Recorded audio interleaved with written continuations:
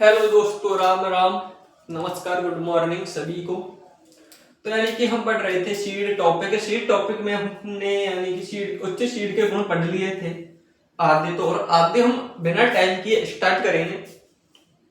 तो बिना देरी किए स्टार्ट करते हैं मैंने हम आगे के सीड के गुणों को। तो हम पढ़ रहे थे उच्चतम सीड के गुण, उच्च अच्छे सीड के गुण। क्या पढ़ रहे थे? अच्छे सीड के गुण, अच्छे बीज के गुण,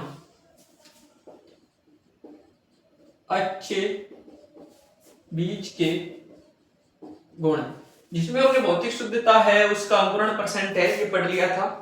और अंकुरण परसेंट नहीं पढ़ा था, भौतिक शुद्धता, अनुवांशिक शुद्धता, इसके बारे में जानकारी ले ली थी। तो हम नेक्स्ट स्टार्ट करते हैं उसके अंकुरण परसेंट के बारे में।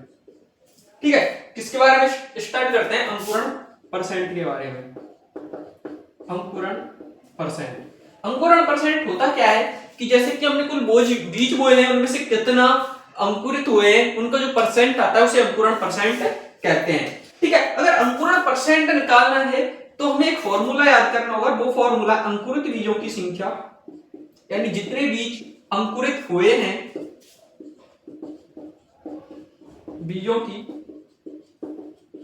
संख्या अपॉन, यानी कि कितने में से कितने अंकुरित हुई है वो अपॉन में, यानी कुल बोए गए बीजों की संख्या, कुल बोए गए बीजों की संख्या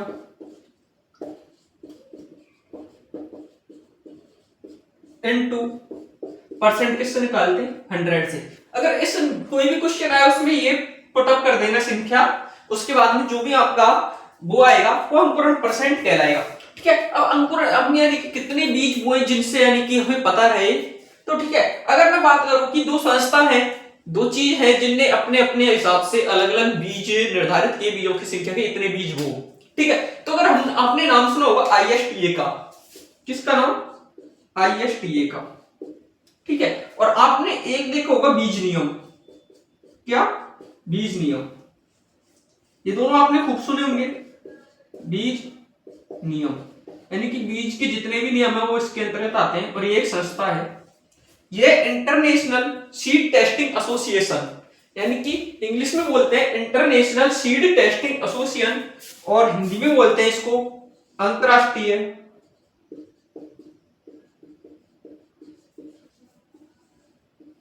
बीज परीक्षण, अंतरराष्ट्रीय बीज परीक्षण संघ। ठीक है, इसको क्या बोलते हैं? अंतरराष्ट्रीय बीज परीक्षण संघ। ठीक, ISTA के अनुसार एक सैंपल में जो हमें बीज लेना है वो 400 बीज होने चाहिए। कितने? एक सैंपल के अंदर 400 बीजों को होना चाहिए। ये कौन कहता है? ISTA। ठीक है, हम क्या कर रहे हैं कि अंकुरण परसेंट ज्ञात करने के लिए ISTA बोलता है कि हम एक बार बीज होते हैं एक सैंपल में वो 400 बीज होने चाहिए। लेकिन जो बीज नियम है उसके अनुसार 200 बीजों की संख्या क्या की गई है? निर्धारित। 200 बीज हैं वो एक सैंपल में बोने चाहिए बीज नियम के अनुसार। ठीक है, यानी कि क्या है कि ISTA क्या बोलता है कि हमें एक सैंपल में कितने बीज होने चाहिए? 400। लेकिन बीज नियम बोलता है कि हमें एक सैंपल में 200 बीज बोने चाहिए। ये दोनों का अलग अलग मान है। अगर आपसे पूछा जाए कि ISTA की फुल फॉर्म क्या है, तो अंतरराष्ट्रीय बीज परीक्षण संघ या फिर इंटरनेशनल सीड टेस्टिंग एसोसिएशन। ठीक है, और बीज निगम के अनुसार 200 बीज होने चाहिए। आप इनको उतार लो, स्क्रीनशॉट ले लो, फिर इसके आगे देखेंगे हम।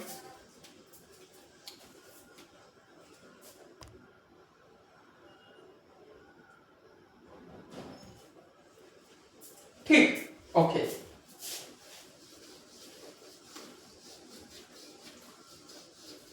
अब जैसे कि हर अलग अलग फसलों का अलग अलग अंकुरण परसेंट होता है, यानी अलग अलग फसलों का अलग अलग अंकुरण परसेंट होता है। वो कितना होता है? सिर्फ हम यही देखेंगे सबसे ज्यादा किसको होता है, सबसे कम किसको होता है, क्योंकि ज्यादातर यही पूछे जाते हैं। अगर हम बात करें तो सर्वाधिक अंकुरण परसेंट होता है वो संकर मक्का का होता है। ठीक है, क्या कि सर्वाधिक अंकुरण परसेंट होता है वो होता है संकर मक्का का। किसका? संकर मक्का का। कितना होता है? 90 से 98%, यानी कि जो कितना होता है वो 90 से 98% अंकुरण परसेंट होता है, वो सर्वाधिक होता है, और वो होता है संकर मक्का का। अगर हम सबसे कम अंकुरण परसेंट पूछे, क्या पूछे? सबसे कम अंकुरण परसेंट, सबसे कम अंकुरण परसेंट पूछे तो वो होता है कपास और भिंडी का। किसका? कपास और भिंडी का। यानी सबसे अंकुरण कम अंकुरण परसेंट किसका होता है? कपास और भिंडी का। और सर्वाधिक अंकुरण परसेंट किसका होता है? संकर मक्का का 90 से 98%। अब कपास और भिंडी का अंकुरण परसेंट कितना होता है? तो वो होता है 55%। कितना? 55%।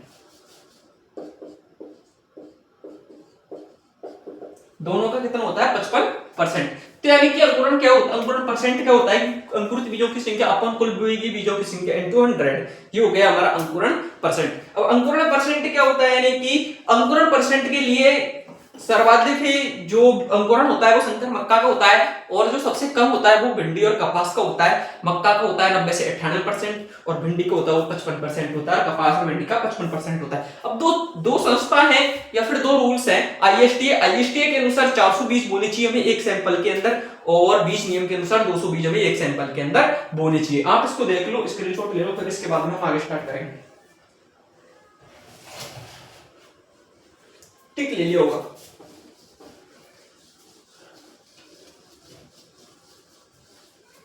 फिर हम बात करते हैं नेक्स्ट पॉइंट की, वास्तविक उपयोगिता मान। वास्तविक उपयोगिता मान। भाई वास्तविक उपयोगिता मान मैंने आपको बताया था कितना होना चाहिए? 75% से ज्यादा। कितना होना चाहिए? 75% से ज्यादा। ग्रेटर देन 75% से ज्यादा है तो वो अच्छा बीज है, और अगर लेस देन 75% से है तो वो बेकार बीज है। अब इसको ज्ञात कैसे करते हैं? तो इसको ज्ञात करने का एक फॉर्मूला है कि भौतिक शुद्धता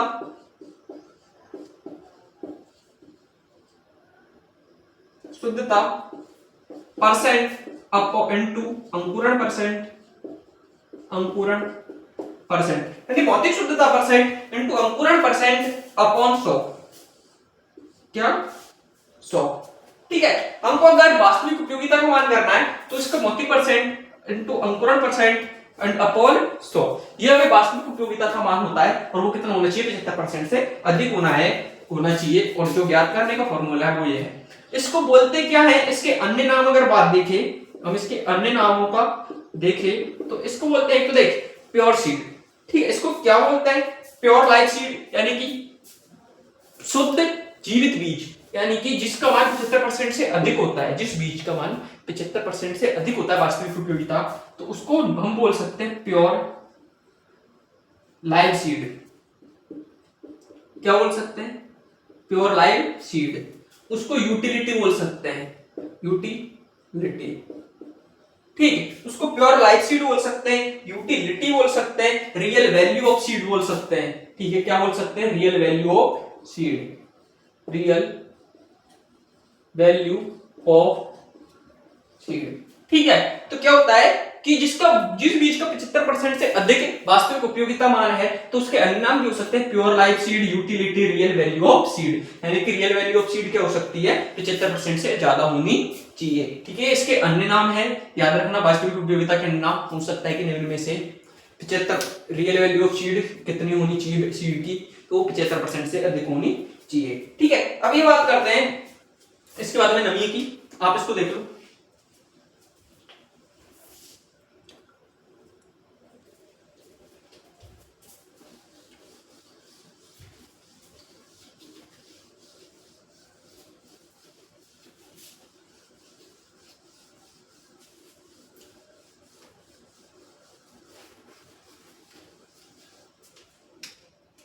अनुकूल नमी परसेंट।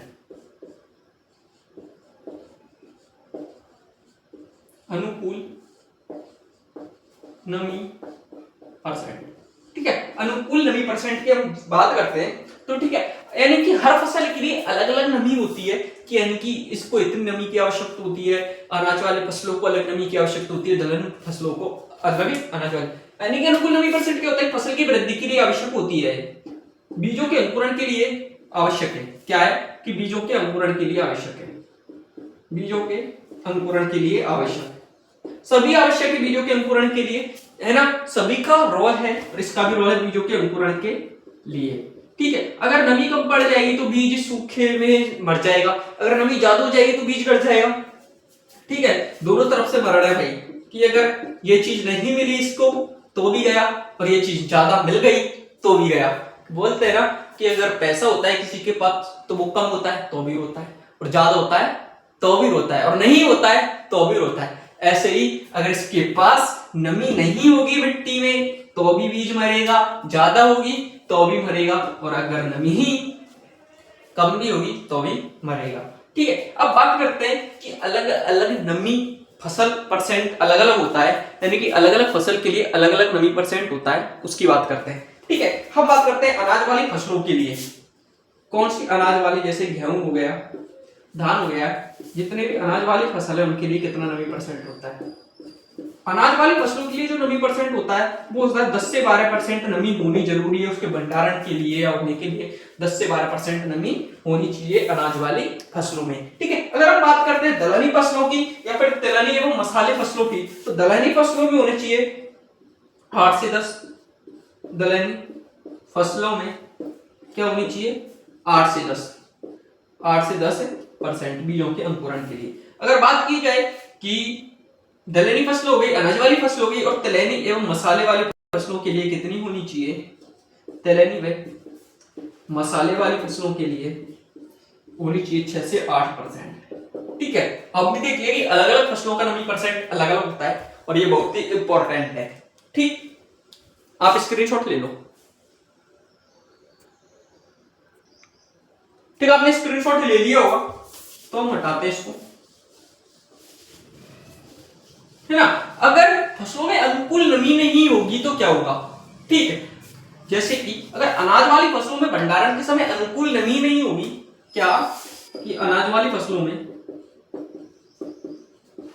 अनाज वाली फसलों में अनुकूल नमी नहीं होने पर, अनुकूल नमी नहीं होने पर एक कीट होता है खपरा भृंग या खपरा बीटल जिसे बोलते हैं, खपरा भृंग का प्रकोप हो जाता है, प्रकोप बढ़ जाता है। अगर अनाज वाली फसलों में अनुकूल नमी नहीं होगी या 10 से 12% से कम नमी होगी तो उसमें एक कीट होगा, वो होगा खपरा भृंग। ठीक है, इसका खपरा भृंग, इसका साइंटिफिक नेम की बात की जाए, अगर वैज्ञानिक नाम की बात की जाए, वैज्ञानिक नाम की बात की जाए, वैज्ञानिक नाम तो वो होता है ट्राइकोडर्मा ग्रेनेरियम। क्या होता है? Trichoderma granarium. आपको वैज्ञानिक नाम से भी क्वेश्चन आ सकता है, ग्रेनेरियम।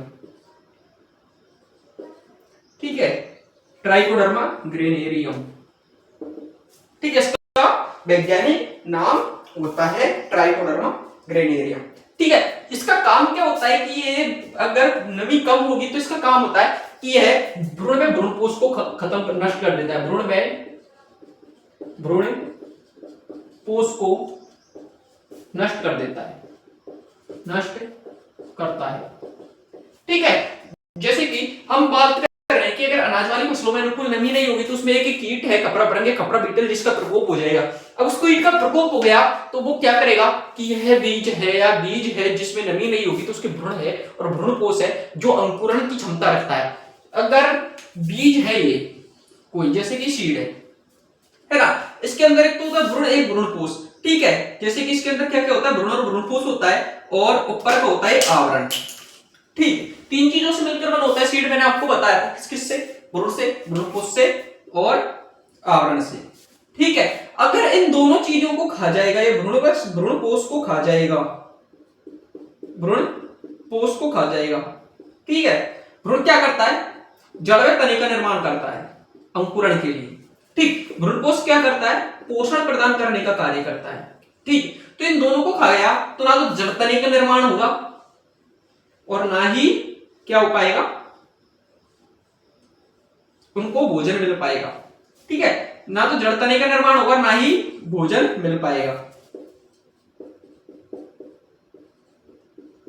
भ्रूण भ्रूणपोष को क्या कर देगा? नष्ट कर देगा। खपरा भृंग है वो क्या कर देगा? नष्ट कर देगा। ट्राइकोडर्मा ग्रेनेरियम है जो क्या कर देगा? इसको भ्रूण को और भ्रूणपोष को नष्ट कर देगा। अब ये दोनों ही बीज की, जैसे कि ये खपरा भृंग ने खा डाली, ठीक, ये बीज में से ही वही खा डाली, तो ये बचा क्या? बीज आवरण।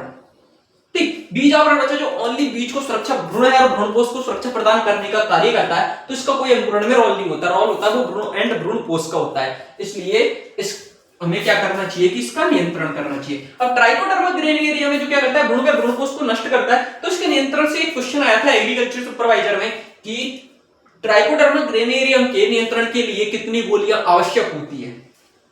ठीक है, तो हम आगे नेक्स्ट पे देखते हैं। आप इसका स्क्रीनशॉट ले लो,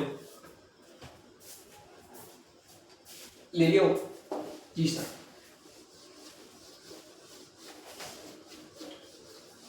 क्या बात कर रहे थे हम, ट्राइकोडर्मा ग्रेनेरियम की। ट्राइकोडर्मा ग्रेनेरियम, ये बात कर रहे थे ट्राइकोडर्मा ग्रेनेरियम की। ठीक, ये क्या करता है, भ्रूण में भ्रूणकोष को नष्ट कर देता है, भ्रूणकोष को नष्ट कर देता है। ठीक है, अब इसने भ्रूण में भ्रूणकोष को नष्ट कर दिया, तो इसके नियंत्रण के लिए हमें क्या करना है, नियंत्रण के लिए जो हमें करना है, इसका 3 गोलियां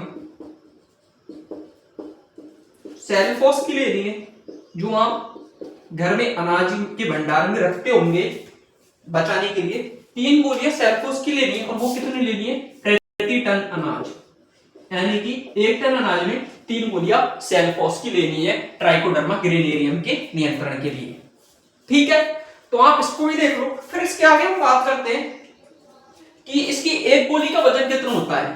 ठीक है, एक गोली का वजन अगर आपसे पूछ लिया जाए, पूछेगा तो नहीं पर बता देता हूं, इसकी एक गोली का वजन होता है 3 से 5 ग्राम होता है। कितना, 3 से 5 ग्राम। ठीक है, तो हमने क्या देखा कि ट्राइकोडर्मा का नियंत्रण कैसे करते हैं। ट्राइकोडर्मा कब नुकसान पहुंचाता है कि 10 से 12% से आगे अनुकूल नमी नहीं होगी तो नुकसान पहुंचाएगा। ठीक है, दूसरी चीज इसके नियंत्रण के लिए सेल्फोस की गोलियां लेते हैं, कितनी, 3 गोलियां लेते हैं प्रति टन अनाज के अंतर्गत, और एक गोली का वजन होता है 3 से 5 ग्राम। ठीक है, आप इसको स्क्रीनशॉट ले लो।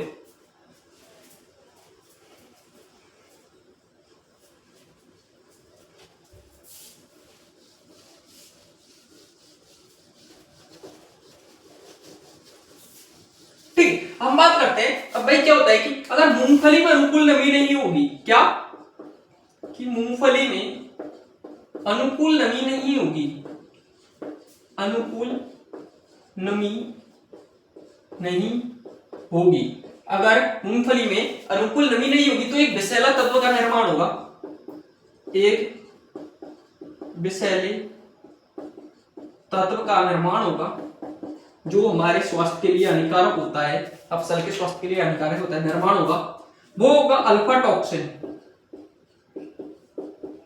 अल्फा टॉक्सिन नामक विषैले तत्व का निर्माण होगा। क्या नाम है उसका, अल्फा टॉक्सिन। एक विषैला तत्व है, क्या है कि एक विषैला तत्व है। ठीक है, अगर आपसे पूछा जाए कि अगर मूंगफली की फसल में अनुकूल नमी नहीं हो या मूंगफली के दाने में अनुकूल नमी नहीं हो तो उसमें कौन से विषैले तत्व का निर्माण होता है, तो वो होता है अल्फा टॉक्सिन। ठीक है, अब मैं आपको बताता हूं जैसे कि trichoderma granarium, ट्राइकोड्रामा, Trichogramma, tricho card, इन 3 चीज होती हैं जो एक जैसी हैं। आप इनमें कंफ्यूज बहुत होंगे, यानी कि क्वेश्चन हर लाइन से बनता है, पता नहीं कब कौन सी लाइन से क्वेश्चन बन जाए, तो उसको भी हम देख लेते हैं।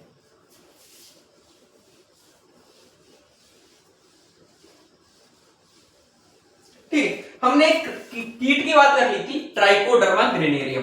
अगर हम बात करें जैसे कि ट्राइकोड्रामा, ठीक है, ट्राइकोड्रामा, ये क्या है, ट्राइकोडर्मा। ठीक, एक है ट्राइकोग्रामा, ट्राइकोग्रामा, ठीक, और एक है ट्राइकोकार्ड, ट्राइकोकार्ड।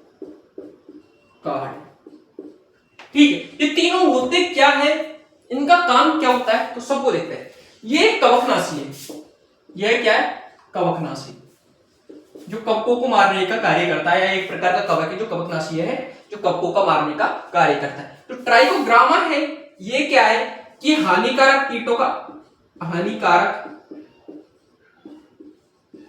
कीटों का अंड परजीवी है, अंड परजीवी है, यानी ये क्या है कि हानिकारक कीटों का क्या है कि अंड परजीवी है, अंड परजीवी है। यानी कि ट्राइकोग्रामा क्या करता है कि हानिकारक कीटों के अंडों पर परजीवी के रूप में रहता है और अंडों को नष्ट कर देता है। इसको हम क्या करते हैं कि प्राकृतिक शत्रु के रूप में भी उपयोग करते हैं हानिकारक कीटों से बचने के लिए। अगर इसकी बात की जाए ट्राइकोकार्ड क्या होता है ना, तो जो ट्राइकोग्रामा है जिस मटेरियल पर अंडे लगे होते हैं, यानी कि ट्राइकोकार्ड क्या होता है कि ट्राइकोग्रामा के, यानी कि आप समझ जाना, मैं यहाँ पे लिखी दूं यार, आप कंफ्यूज हो जाओगे, है ना, कि ट्राइकोग्रामा के जिस कागज पर अंडे चिपके होते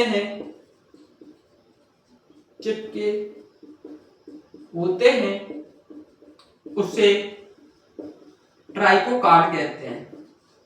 क्या कहते हैं? ट्राइकोकार्ड कहते हैं। यानी कि अंडे, यानी ट्राइकोग्रामा जिस कार्ड पर अपने अंडे देगा या जिस कार्ड पर उसके अंडे लगे होंगे नियंत्रण के लिए, उसको ट्राइकोकार्ड कहेंगे। ठीक है, अब ये ट्राइकोकार्ड है जो क्या होता है कि ट्राइकोग्रामा इस ट्राइकोकार्ड पर कितने अंडे दे सकता है, तो वो आप बता दो, आपने पढ़ा भी होगा, नहीं तो मैं तो बताऊंगा। ठीक है, वो होता है 16 से 20,000 अंडे, 16,000 से 20,000 अंडे इस पर लगे होते हैं। तो आपने आज देखा है कि क्या होता है अंकुरण परसेंट, क्या होता है अंकुरण परसेंट की जानकारी ली है, और हमने वास्तविक उपयोगिता का मान देखा है, ठीक, नमी परसेंट देखा है। तो आज की क्लास में हमने 3 चीजों को कंप्लीट किया है, और बस आज की क्लास में इतना ही। अगर वीडियो आपको पसंद आई हो तो लाइक कीजिए, चैनल को सब्सक्राइब कीजिए और बेल आइकन दबाना ना भूलें, जिससे हमारी आने वाली वीडियो आपके पास जल्दी से जल्दी पहुंच सके, और ज्यादा से ज्यादा आप सपोर्ट भी करें, जिससे मेरा मोटिवेशन बढ़ेगा और मैं आपको और भी अच्छा से अच्छा कंटेंट उपलब्ध कराने की कोशिश करूंगा। इसके लास्ट में एक इसकी क्लास भी होगी जिसमें इंपॉर्टेंट क्वेश्चन भी बताए जाएंगे। एक टॉपिक कंप्लीट होने के बाद उसके लास्ट में क्लास ली जाएगी ओनली IMP इंपॉर्टेंट MCQ की, जो आपको क्वेश्चन वहां पे करवाए जाएंगे। ठीक, धन्यवाद।